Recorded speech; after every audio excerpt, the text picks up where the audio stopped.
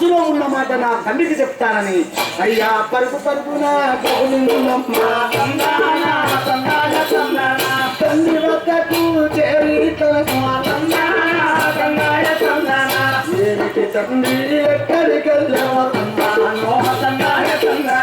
ఎందుకు ఇంత శ్రమలుందరవా ఎవరిని తెచ్చిన సపనము నానక సాధురూపుడు ఆడిగాడు సర్వేశ్వరుడయ్యా అప్పటి నుండి వారి రూపమే తప్పక నిలిచను నాడు మనసులో కలలో దర్శనమిచ్చను తండ్రి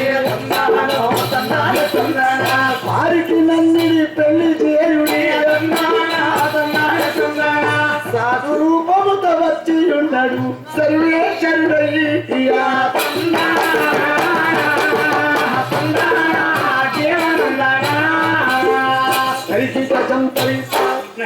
అప్పుడు తల్లి గారికి ఎదురుగా పోయాలి